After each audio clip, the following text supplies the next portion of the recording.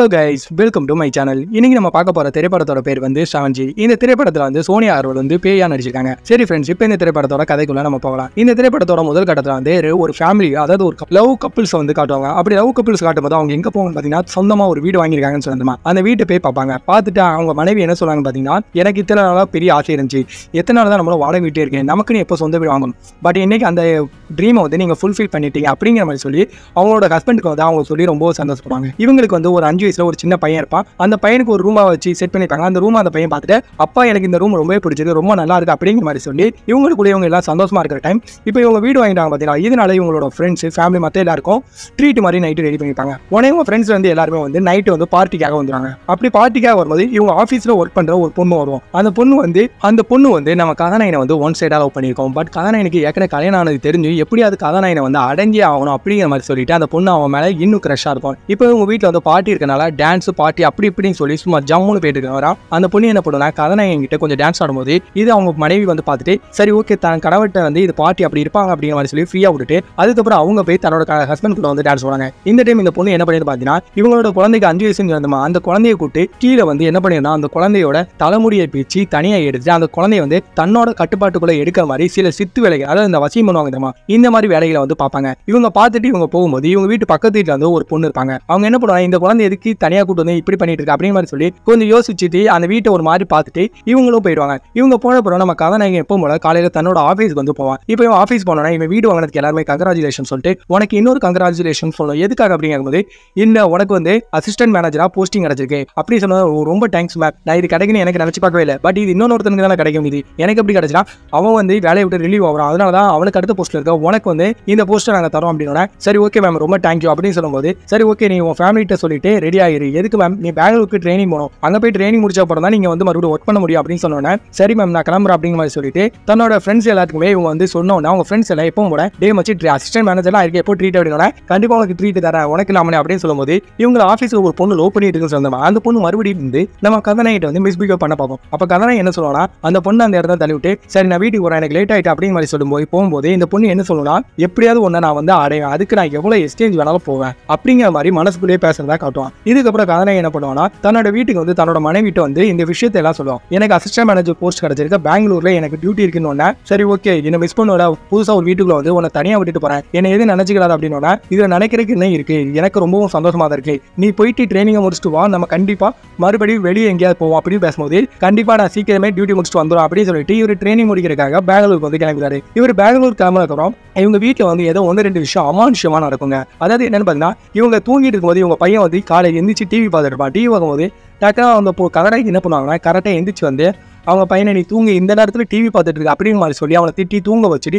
TV off பண்ணிட்டு தூங்கிடுவாங்க. தூங்கினதுக்கப்புறம் மறுபடியும் டிவி ஆட்டோமேட்டிக்காக வரும். அப்போ இவங்க என்ன பண்ணுவாங்க, இப்போ தான் டிவி ஆஃப் பண்ண அதுக்குள்ள எப்படி போட்டிருக்கா அப்படிங்கிற மாதிரி சொல்லி பயத்தோட வெளியே வந்து மறுபடியும் டிவி ஆஃப் பண்ணும்போது இவங்க கீழே பொம்மைகள்லாம் இருக்கும், அதெல்லாம் தெரியாமல் மிதிச்சிருவாங்க. மிதிச்சோன்னா பொம்மை ஒரு சவுண்டு கொடுத்தோன்னா இவங்களுக்கு ரொம்ப பயமாயிடும். பயமான உடனே இவங்க டக்குன்னு என்ன பண்ணுவாங்க, பொம்மையை தூக்கி அந்த இடத்துல எரிஞ்சிட்டு ரூமுக்கு போகும்போது அந்த பொம்மை அப்படியே மெதுவாக அப்படியே பறந்த மாதிரியே தனியாக அந்த சின்ன பையன் ரூமுக்கு வந்து போகும். இதுக்கப்புறம் கதாநாயகிக்கு வந்து நைட்டு ஃபுல்லாக தூக்குறாங்க, வீட்டில் ஏதோ அமானுஷமா நடந்துட்டு இருக்கு. இப்போ இது எப்படி நம்ம வெளியே சொல்றது அப்படிங்கிற மாதிரி யோசிக்கும் போது இவங்க வீட்டில் புதுசாக ஒரு டிவி வாங்கியிருப்பாங்க. அந்த டிவி வந்து ஃபர்ஸ்ட் வீட்டில் ஃபிட் பண்ணுவாங்க. ஃபிட் பண்ணதுக்கப்புறம் வெளியே வந்து நேம் போர்டு மாற்றாங்க. ஏற்கனவே பழைய வீடுனால ஏற்கனவே பழைய வீட்டுங்களோட நேம் தான் மஞ்சுன்னு இருக்கும். அந்த போர்டை எடுத்துட்டு தங்களோட பேரை போடணும்னு சொல்லி இவங்க போர்டு போடும்போது டக்குன்னு வீட்டு ஓட்ட போடுவாங்க. ஓட்டையை வந்து ரத்தம் வந்துடும். ரத்தம் வந்தோம்னா அந்த ஓட்ட போட்டவங்க பயந்து அந்த இடத்துல இருந்து ஓடிடும். உடனே நம்ம கதாநாயகி என்ன பண்ணுவாங்கன்னா, கீழே போயிட்டு இந்த விஷயத்தை வாட்ச்மேன் சொல்லும்போது வாட்ச்மேன் மேலே வந்து பார்ப்பான். பட் ஓட்டையில ரத்தம் எதுவும் வரலையே மேம், நார்மலாக தானே இருக்கு, நீங்க எதையும் கண்டு பயந்துட்டீங்க மேம் அப்படின்னு சொல்லும்போது, சரி ஓகே நான் பாத்துக்கிறேன் அப்படிங்கிற மாதிரி சொல்லுவாங்க. இதுக்கப்புறம் இவங்க வீட்டில் யாரோ ஒருத்தங்க அந்த டிராயிங் புக் இருக்குது கலர் புக், இது வந்து ஆர்டர் பண்ணிருப்பாங்க. ஆர்டர் பண்ணாலும் அவனும் வந்து டெலிவரி பண்ணிட்டு போயிடுவான். பட் இவங்க வீட்டில் இருந்த காசை எடுத்து கொடுத்தது இவங்களுக்கு தெரியும். இப்போ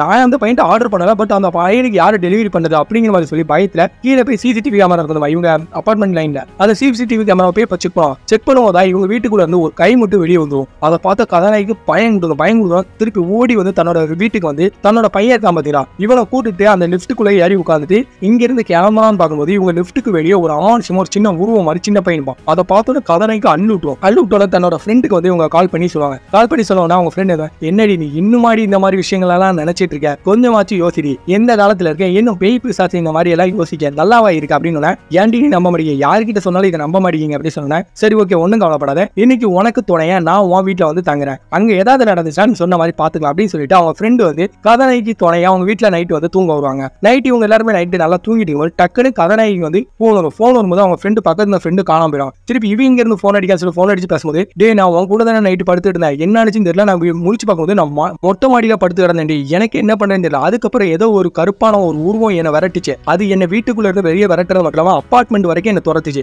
அதனாலதான் அந்த கீழே போய் நான் கார் பார்க்கில் இருந்து இன்னொரு கால் டாக்ஸி புக் பண்ணி நான் திருச்சி ஓடிட்டேன். அங்க இருக்காதடி, உனக்கு ஏதோ பிரச்சனை இருக்கு, சீக்கிரம் அது என்னன்னு பாருன்னு கதாநாயகிக்கு என்ன பண்றது ஏது பண்றேன்னு தெரியும். இதுக்கப்புறம் கதாநாயகி காலையில எப்பவும் போல தன்னோட வீட்டுல வந்து உட்காந்து லேப்டாப் நோண்டிட்டு இருப்பான். லேப்டாப் நோண்டிட்டு அவன் ஃப்ரெண்ட் வந்து வீடியோ கால் பண்ணி, உன்னை நான் வீட்டுல இருந்து கிளம்ப சொன்னேன், எங்க இருந்து கிளம்புற, இன்னும் அதே வீட்டுல தான் இருக்கு அப்படின்னு வேற எங்கடி போச்சு சொல்ற அப்படின்னு பேசும்போது இவளுக்கு பின்னாடி வந்து அந்த உருவம் வரும். அதுதான் நம்ம கதாநாயகி சோனியா வரும். இவங்க உட்கார்ந்த உடனே டக்குனு நம்ம கதாநாயகி அதுவும் பின்னாடி தான் இருக்கு பார்த்துன்னு அவங்க ஃப்ரெண்டு சொல்லும்போது டக்குனு கதாநாயகி திரும்பி திட்டுக்காம என்ன சொல்லுவாங்கன்னா, நீ இது ஏன் வீடு, இந்த வீட்டை நான் யாருக்காக விட்டு கொடுக்க மாட்டேன், என்னாலும் சரி நான் இந்த விட்டு போக மாட்டேன் அப்படிங்கிற மாதிரி சொல்லி இவங்க பேசும்போது அது என்ன பண்ணிருப்பாங்க, இவங்க லேப்டாப்பை வந்து எரிச்சதுக்கு அப்புறம் கதாநாயகி என்ன பண்றது ஏது பண்றதுன்னு தெரியும். இதுக்கப்புறம் இவங்க என்ன பண்ணுவாங்க, அவனோட ஹஸ்பண்ட் ஊர்ல இருந்து வந்தோன்னா அவங்ககிட்ட இந்த விஷயத்த சொல்லணும்னு நினைச்சிட்டு இருக்கும்போது அவங்க ஹஸ்பண்டும் ஊர்ல இருந்து வந்துடுவாரு. ஊர்ல இருந்து வந்தோடனே என்ன நினைச்சு ஒரு மாதிரி அப்செட்டா இருக்கு அப்படின்னு ஒன்னும் இல்லை உங்ககிட்ட ஒன்று சொல்லணும் அப்படின்னா, சரி ஓகே சொல்றதுக்கு முன்னாடி நம்ம ரெண்டு ஃபேமிலியா எங்கேயா வெளியே போகணும் சொல்லி ஒய்ஃபையும் அவங்க குழந்தையும் கூட்டு அவங்க அப்படியே பீச்சு கீச்சுன்னு எல்லா இடத்துலையும் போயிட்டு செம்மையா ஹாப்பியா ரொம்ப ரொமான்டிக்கா டான்ஸ் கிங்ஸ் எல்லாம் ஆடிட்டு வீட்டுக்கு வந்துடுறாங்க. வீட்டுக்கு வந்தோடனே இந்த விஷயத்த தன்னோட ஹஸ்பண்ட் சொல்லுவாங்க. அவர் என்ன சொல்லுவாருன்னா, உனக்கு ஏதாவது பிரம்ம மாதிரி இருக்கும், புதுசா வீடு மாதிரி இருக்கும், அதனால இங்க இருக்கிற தனியா இருக்கிறனால உனக்கு பயமா இருக்கும், நீ எதை பத்தியும் கவலைப்படாங்க, நீ கொஞ்சம் ஃபீல் பண்ணாம எதையும் யோசிக்காம இரு அப்படிங்கிற மாதிரி சொல்லிட்டு இவர் எப்பவும் போல ஆஃபீஸ் வந்து போயிடுவாங்க. இவர் ஆஃபீஸ் போனோன்னா இவரோட பையன் இருக்கான் பார்த்தீங்கன்னா, இவன் வந்து 2 வீடு தள்ளி ஒரு வீடு இருக்கும். அந்த வீட்டில் போயிட்டு எனக்கு டிராயிங் புக்கு வேணும் அப்படின்னா, இங்கே டிராயிங் புக்கு கிடையாதப்பா அப்படின்னோடனே அவங்க வீட்டுக்குள்ள ஒரு இடத்துல போய் இந்த பையன் டிராயிங் புக் எடுப்பான். எடுத்தோடனே உங்களுக்கு ஒரு மாதிரி அலறி, ஏன்னா இதுக்கு முன்னாடி அந்த வீட்டில் இன்னொரு சின்ன பையன் இருப்பான், அவனுக்கு தான் டிராயிங் புக் இங்கே எங்கே இருக்குன்னு தெரியும். இந்த பையனுக்கு எப்படி தெரியும், இந்த பையன் அவன் வீட்டுக்கே வந்தது இல்லையா அப்படிங்கிற மாதிரி சொல்லி இவங்க 2 பேரும் ஆச்சரியமா பார்ப்பாங்க. இவங்க ஆச்சரியமா பார்த்ததுக்கப்புறம் இந்த பையன் டிராயிங் புக் எடுத்துட்டு வீட்டுக்கு போனதுக்கப்புறம் நம்ம கதாநாயகி என்ன பண்ணுவாங்கன்னு பார்த்தீங்கன்னா, அந்த பேய் இருக்குமா அது சோனியா இருக்கும். இவங்க கூட வந்து சண்டை போடுவாங்க. எதுக்காகனா, இது ஏன் வீடு, நாங்கள் கஷ்டப்பட்டு வாங்கியிருக்கோம், இந்த வீடை நாங்கள் யாருக்காகவும் விட்டு கொடுக்க மாட்டோம்னு சோனியார்களுக்கு கோவம் வந்து அந்த பொண்ணை வந்து கழுத்தை பிடிச்சி தூக்கணுன்னே இப்போ பக்கத்து வீட்டுக்காரங்க 2 பேர் இருக்காங்க சொல்லுமா, அவங்க டக்குனு இந்த வீட்டுக்கு வந்து வந்துடுவாங்க. வந்துட்டு என்ன சொல்லுவாங்க பார்த்தீங்கன்னா, இப்போ நீ என்ன பண்ணிட்டு இருக்க, விடுமா, அந்த பொண்ணு எதுவும் தப்புப்படாது, விஜய் நீ விட்டுருங்க அந்த பொண்ணோட பேயோட நேமை சொல்லி சொல்லும் போதே அந்த பேய் வந்து அவங்க விடும். விட்டதுக்கப்புறம் அந்த பேய் வந்து சோனியார் வந்து எல்லாருக்கும் அனுப்புத்திறாங்க. அவங்க மட்டும் இல்லை, அவங்களுக்கு ஒரு சின்ன பையனும் இருப்பான். இப்போ சோனியான்னு பார்த்தோன்னா, உனக்கு என்னமா பிரச்சனை, எதுக்காகமா இந்த வீட்டை விட்டு போக மாட்டீங்க, இந்த வீடு இப்போ இந்த பொண்ணு வாங்கியிருக்காமா, இந்த பொண்ணு பாவம் இல்லையா அப்படின்னா, உங்களுக்கு என்னை பற்றி தெரியாதனா அப்படின்னு சொல்லிட்டு அந்த பேய் வந்து நம்ம மஞ்சுளாவோட ஸ்டோரியை வந்து காட்டுறாங்க. அது என்ன ஸ்டோரின்னு பார்த்தீங்கன்னா, இவங்களுக்கு வந்து ஹஸ்பண்ட் இருக்காங்க, ஒரே ஒரு குழந்தைய வச்சு இவங்களோட நீட்டாக ஒரு வேலையை பற்றி ரொம்பவும் சந்தோஷமாக வாழ்ந்துட்டு இருப்பாங்க. இவங்களுக்கு ஒரு அண்ணன் இருப்பான். அவன் அண்ணன் என்ன பண்ணுவான்னு பார்த்தீங்கன்னா, இவங்க தங்கியிருக்கிற அந்த வீட்டை வந்து என் பேரில் எழுதி கொடு, எனக்கு நிறைய கடன் ஆகிட்டு அந்த கடனெல்லாம் அடைக்கணும், எதுக்காக கடன் ஆனிச்சுன்னு கேட்கும்போது, வேற ஒன்று நம்ம அப்பாவை நான் தான் ஹாஸ்பிட்டலில் வச்சு பார்த்தேன், பொய் சொல்லாத, நீ ரம்மியில் ஆண்டி எல்லாத்தையும் தொலைச்சிட்டேன், இப்போ இந்த பொய் சொல்லி இந்த வீடியோ வாங்க வச்சுட்டேன், யாரை வந்தாலும் சரி இந்த வீடு அப்பா எனக்காக எழுதி கொடுத்தது, நான் யாருக்கு எழுதி தரமாட்டேன் அப்படிங்கிற மாதிரி சொல்லி நம்ம மஞ்சுளா பேசும்போது இவன் ஃபஸ்ட்டு அந்த இடத்துல சண்டை போட்டு பாருக்கு வந்து போயிடுவான். பாருக்கு போனோன்னா பார்ல இவன் சில பேர்ட்ட கடன் வாங்கியிருப்பான். அவங்க என்ன இவனை சுற்றி உட்காந்து என்ன சொல்லுவான்னா, நீ வாங்கின கடனை ஒழுங்காக தரியா, இல்லாட்டி உன் வீட்டுக்கு நாங்கள் போகட்டா அப்படிங்கிற மாதிரி சொல்லிட்டு நான் அவனோட வீட்டுக்கு வந்து போய் அவன் பொண்டாட்டிக்கிட்ட வந்து மிஸ்பிஹேவ் பண்ணுவாங்க. உடனே இவன் என்ன பண்ணுறது ஏது பண்ணுறது தெரியாம சூசைட் அட்டம் பண்ணும்போது அவங்க கூட இருக்கிற 2 பேர் என்ன சொல்லுவாங்கன்னா, அண்ணா நீ சாகிற பிறலாம் உன் தங்கச்சியை கொண்டுட்டு ஆட்டோமேட்டிக்காக அந்த வீடை நம்ம எடுத்துக்கலாம், நான் சொல்கிறத மட்டும் நீ செய்ய அப்படிங்கிற மாதிரி சொல்லிட்டு இவன் வீட்டுக்கு மறுபடியும் வந்து இவன் மஞ்சுளாவோட குழந்தை இருக்குதுங்க, அவன் கழுத்தில் கத்தியை வச்சு மஞ்சுளா கிட்ட கையெழுத்து வாங்கிடுவாங்க. இந்த வீடு இவங்க பேரை மாற்றி இவங்க அந்த இடத்துல எந்திரிச்சு போகும்போது மஞ்சுளா எடுத்து சொல்லுவானா, இப்போ நீ கையெழுத்து வாங்கிடலாம், எப்படியும் நான் நாளைக்கு கோர்ட்டில் கேஸாக போட்டு இந்த வீடை என் பேரில் வாங்குறேன் பாரு அப்படின்னு சொல்லும்போது, எவ்வளோ சொன்னாலும் நீ திருந்த மாட்டேன் அப்படிங்கிற மாதிரி சொல்லிட்டு மஞ்சுளாவுக்கு வந்து நிறைய சரக்கு ஊற்றி விட்டு மஞ்சுளாவை அந்த இடத்துல தள்ளி விட மட்டும் அவன் பையனே அந்த இடத்துல அடிச்சு வீட்டில் இருக்க கேஸ் ஓப்பன் பண்ணி அந்த வீட்டையே வெடிக்க வச்சு இவங்க 2 பேத்தையும் கொண்டுருவாங்க.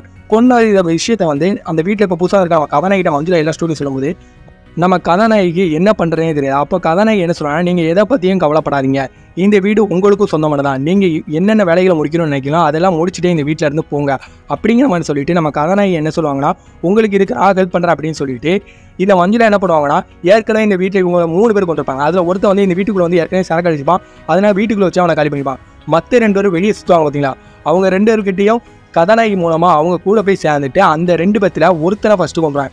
இதுக்கப்புறம் இவன் இன்னொருத்தர் கதை, அதாவது இவங்க அண்ணன் இவனை என்ன பண்ணுவாங்கன்னா கதாநாயகி வந்து அவனை வீட்டுக்கு வர சொல்லி அவங்ககிட்ட மிஸ்பிகோ பண்ணுற மாதிரி பண்ணி டக்குன்னு ஆன்மா வெளியே வந்து அவனை வந்து அவன் வீட்டுக்கே விரட்டி போய் அவன் வீட்டில் வச்சு அவன் வந்து எரிச்சுவாங்க. எரிக்கிற மட்டும் இல்லாமல் இதுக்கு முன்னாடி மஞ்சுளா வந்து ஒரு சாமியார் வந்து பிடிச்சி வச்சிருப்பாங்க. அந்த சாமியாரையும் ஏதாவது பண்ணணும்னு சொல்லி மஞ்சுளா நினச்சிட்டு இருக்கும்போது இவங்க ஹஸ்பண்டுக்கு வந்து ஆஃபீஸில் ஒரு பிரச்சனை வந்துடும். அதாவது என்னென்னு பார்த்தீங்கன்னா, இவங்க ஃப்ரெண்டு ஒரு தடவை இவங்க வீட்டுக்கு கூட்டு போய் தங்க வச்சாங்கன்னா கதாநாயகி சொல்லுமா, அவங்க வந்து நம்ம கதாநாயகன் பின்னாடி ஒரு பொண்ணு வந்து சுற்றிட்டே இருக்கான்னு சொல்லுவாங்க. அவகிட்ட வந்து இவங்க வீட்டில் நடக்கிற விஷயத்த சொல்லியிருப்பா. உடனே கதாநாயகி இதான் ஜாகன்னு சொல்லிட்டு ஆஃபீஸில் எல்லாருக்கிட்டையும் பரவி விட்டுருப்பா.